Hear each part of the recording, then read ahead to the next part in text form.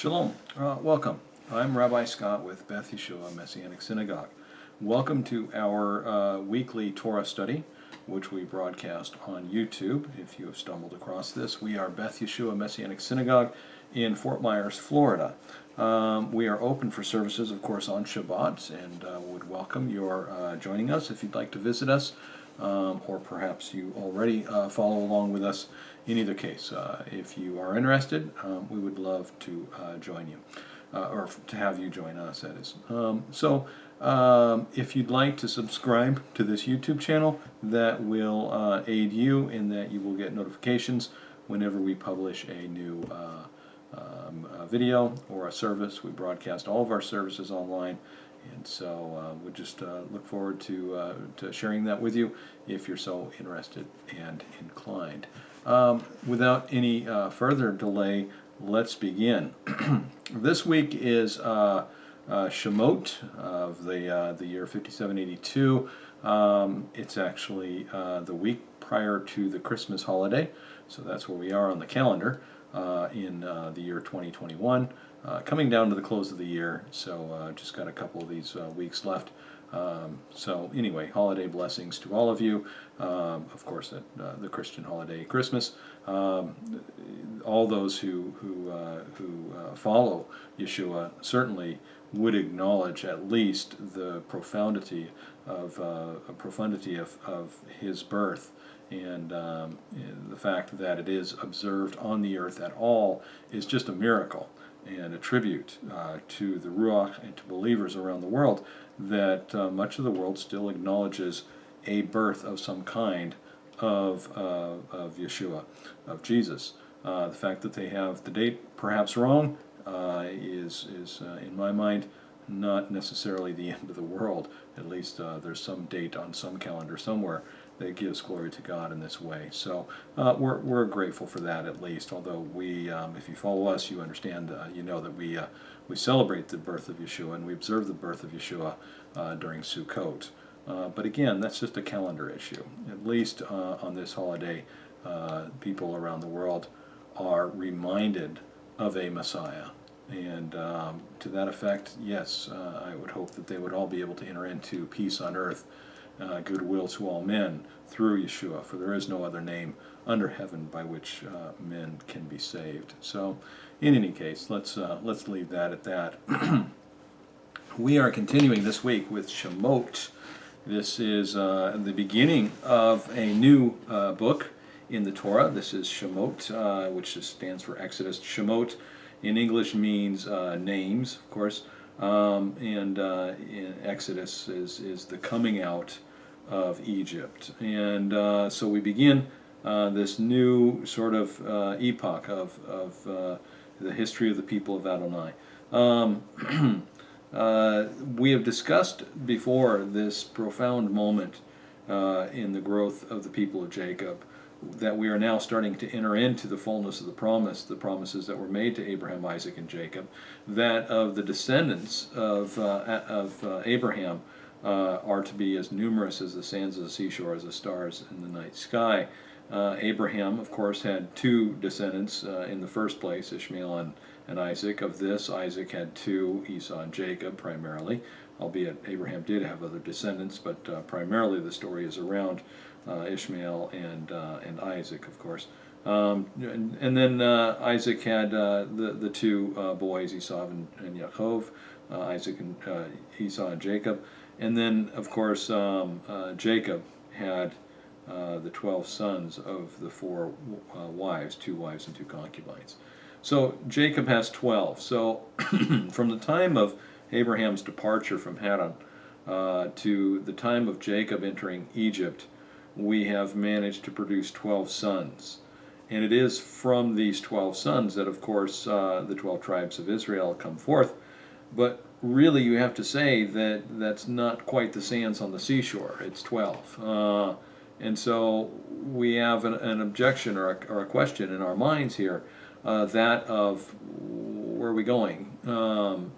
We haven't seen the sands on the seashore yet in terms of descendants. But now we're going to see the people of Israel really begin to grow. Egypt became a nursery of sorts for the people of Israel Adonai is going to choose captivity and oppression and as a fertile ground of nourishment for the people of Israel, and they're going to grow incredibly. This should not be unfamiliar to us. Adonai chooses captivity and oppression and persecution as nourishment for all believers. Adonai allows persecution and uses it as a method of growth, and we have examples around the world in our day of underground communities, believers, churches in China and various places around the world. Iran right now is experiencing incredible growth. Pray for the persecuted believers in Iran, which of course is the modern day Persia. So Adonai allows for persecution and uses it as a method of growth. We have this phrase, out of Egypt I called my son, it says. And what does this mean, out of Egypt I called my son? I don't think there's necessarily a theological meaning to it, albeit it is, of course, pointing to Yeshua who went into Egypt. I think there's a personal message that all of us need to connect with, that we all have our own personal Mitzrayim, our own personal Egypt story.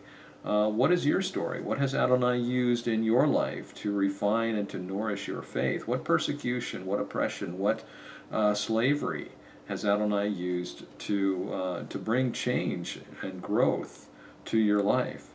An old analogy that maybe many of you are familiar with. I'm told that the best wine is made from grapes that are not grown in easy soils, that are grown in conditions that are not ideal, whether it's that they're grown in conditions where there's not a lot of water, or rocky soils, too much sun, too hot, things like this. The flavors of the grapes tend to become much more intense when they are subjected to difficult soil conditions. When I was a boy, I used to live in the very rural areas of southwestern Oregon, and I would go walking and hiking as a boy in the woods and hills and mountains, and occasionally you would come upon a wild grapevine or a remnant from some pioneer household, maybe a long since abandoned orchard of types, perhaps a few apple trees or this kind of thing.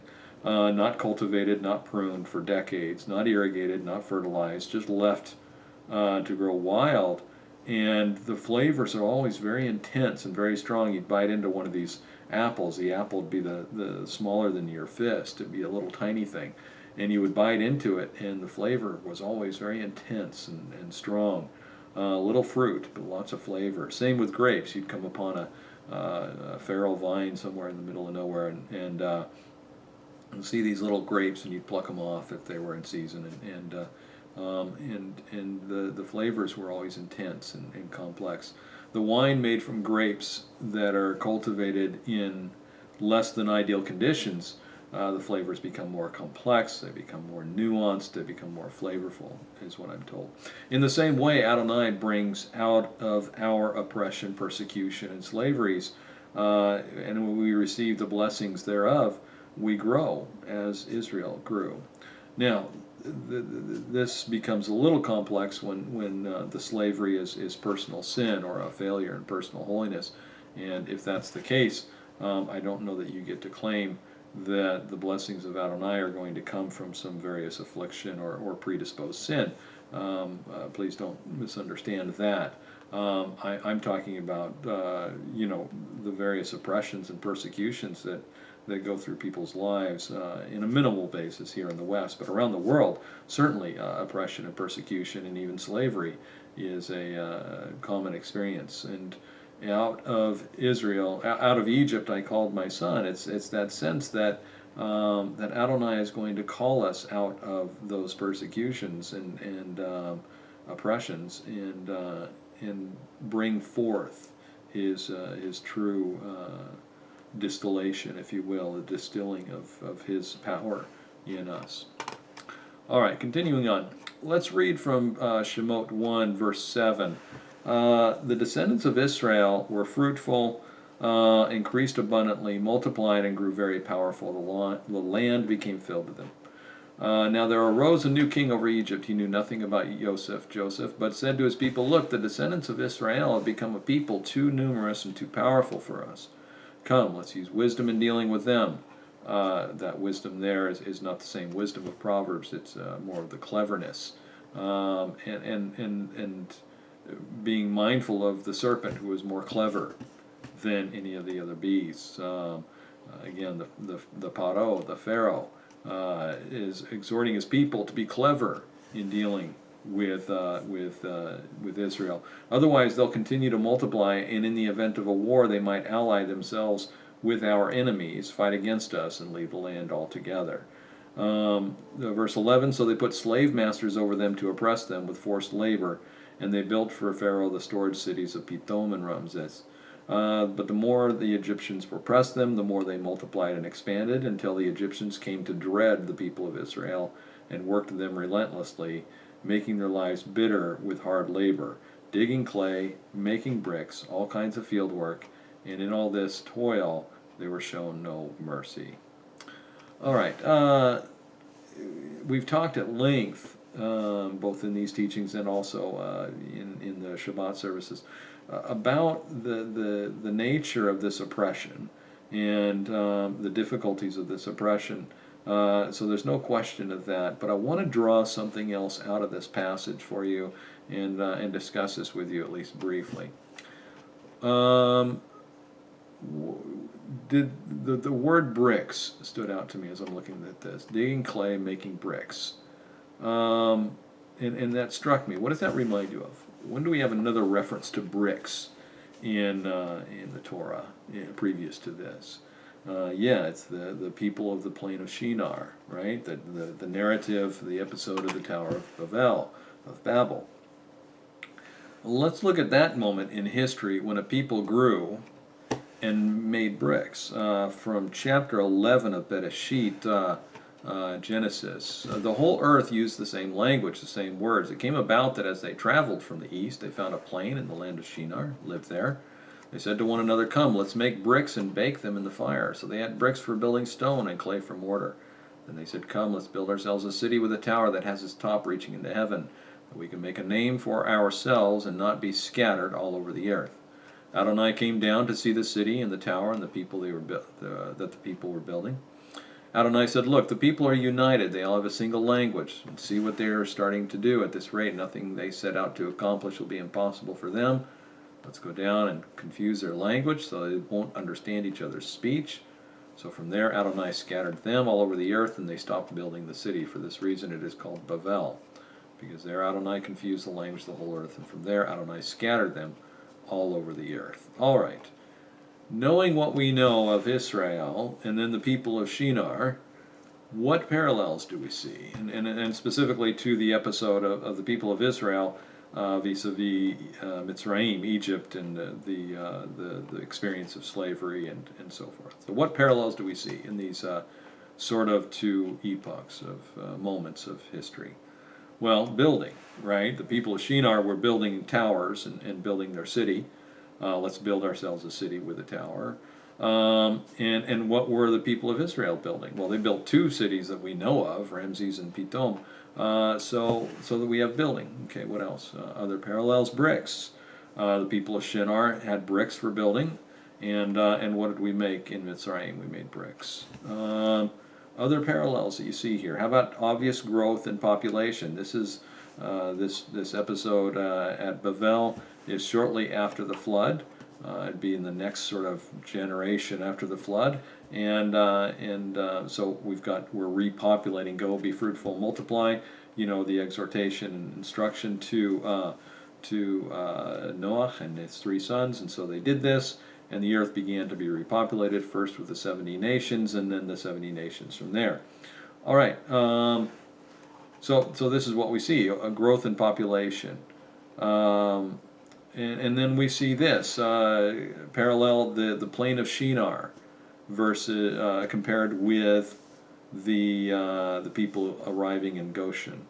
Right, they traveled to the plain of Shinar, the children of Israel traveled and ended up in Goshen. All right. Other parallels. Make a name for ourselves, they said at Bavel. Let's make a name for ourselves. The people of Israel versus the people of Bavel.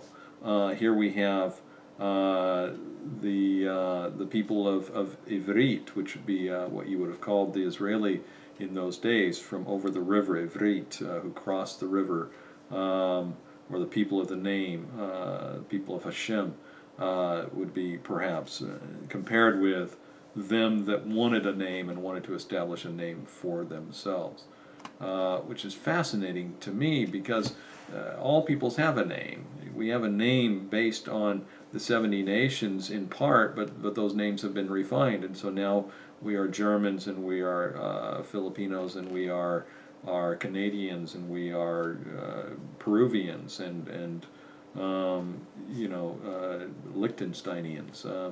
We have names. We are English, or we are American. We are people of name, and likewise the Jews, their name. What is the name of those who inherited the heritage of Shinar? For me, it's the humanists. There are obvious connections of Bavel that we see in modern-day humanism, that of technology redefining our environment in order to master our environment, in order to accomplish whatever it is that we want, to build great big cities and to reach to the stars. In my mind, there's a very similar sort of, if you want to call it a sort of literary connection or literary parallel between the people who wanted to build a tower to the heavens and our NASA program, for example. This idea that we're going to go to space, and this idea that these people were going to have a tower that reached into the heavens. Okay. Contrasts. We talk about some parallels and comparisons. Let's talk about some contrasts between the story of Bavel and the story of Israel vis-a-vis Mitzrayim, vis-a-vis Egypt. The story of Bavel is the beginning of humanism, that man would alter his surroundings to exalt himself, and thereby would become a force in the earth. The Jews were meant to be a blessing in the earth. The story of Mitzrayim and the famine, when the whole earth came to Egypt for bread, and the story of the Ivrit, who would become the Jews of today, when the whole earth resented and rejected their role as elder brother and blessing to the nation, and yet, as Adonai promised, the people of Israel were supposed to be a blessing in the earth. They were supposed to be a blessing to all the nations. And in spite of the resentment and persecutions along the way, and the Holocaust and other pogroms and other sort of inquisitions, etc., the people of Israel have still managed to impact the world incredibly. Other contrasts, the people of Bavel from the plain of Shinar, they did not want to be scattered, and so Adonai scattered them. The people of Mitzrayim did not become scattered. They became focused in because of the blessing of Joseph, and the people of Egypt became one of the oldest continuous civilizations on the face of the earth. It is still apparently in existence today, at least in some shape and fashion. Rather, the people of Israel were scattered, and yet thus became a blessing to all the nations. Other kind of comparisons between the people of Shinar and the experience of Israel in Egypt. We've got this statement in the Hebrew here in Genesis and Bereshit 11, and it is this Nilanei Levanim, Nilanei Levanim, bricks. The etymology of Nilanei and Levanim has to do with bricking or firing, creating bricks, and the word is used compared with white, as in something that's fired white. But this is fascinating to me, that you would take clay, which is a mixture of earth, and you would fire it in a kiln. What happens when it's fired in a kiln? My daughter works with pottery. She shapes things out of soft clay that you could just move about with your hands and work with it, and you form it, and it takes shape, and you literally have to massage it into place, and that's why you use a pottery wheel to have it turn, and you can press with your hands and get it to form. What a fascinating moment to shape the clay into some form. But then what you do is you fire it in this kiln, and what happens to it? It becomes hard and brittle. It becomes like stone, but it's a fake stone. What are other processes where something is fired or heated or burnt? Well, we purify metal. We purify metal with a great deal of heat, and when you do that, the impurities rise to the surface. They separate. They can be removed. So you're refining metals in that way. Other things we do with fire, we cook with it. We provide heat and light. We cook with it, but we also prepare the sacrifice with it. And then we also cook our food from it. So consider that connection, that the fire that consumes the sacrifice is in effect the same fire that prepares the food for our cooking. So the sacrifice is a form of consuming. In the same way, we have a meal as a form of consuming, and in preparation for the consuming, we cook it with heat or fire, and in the same way, the sacrifice is consumed after it has been cooked or prepared with heat, with it burned. What is interesting to me, though, is that the fire of bricks creates something dead, like stone. So what is the purpose of earth? What is the purpose of clay, of earth? It's to be a foundation. It's to bring forth life or crops. Man was formed out of the earth, Adam, earth. The word Adom in Hebrew is red, and so you've got this Adam, earth, Adom, red. What does that remind you of? But red bricks. But what is a brick?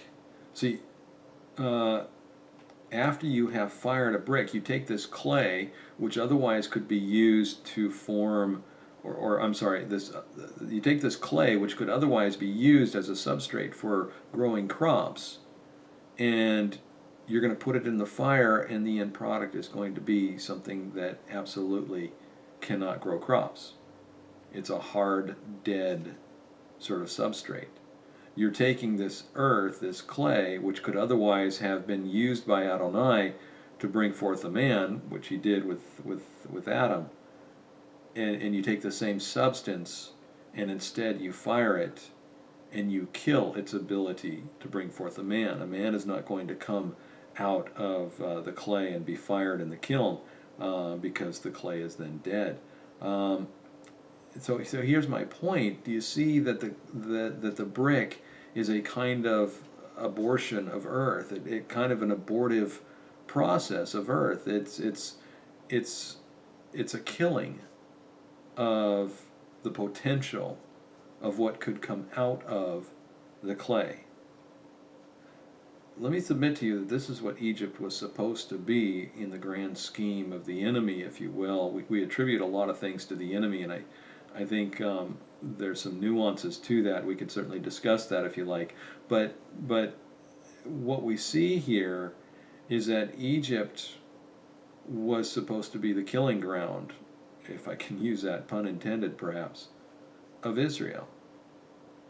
It was supposed to be the place where Israel was defeated and done away with. That was certainly the purpose of Pharaoh. In the same way that Hitler had his purpose and the pogroms had their purposes. The purpose is to exterminate or diffuse, assimilate a people, a defeated people, so that this people no longer has a name and this people is no longer a people. And so Egypt is kind of set up here to be a killing of Israel, a kind of abortive experience to Israel. It's an abortion to the purpose of Adonai, if I could say it that way.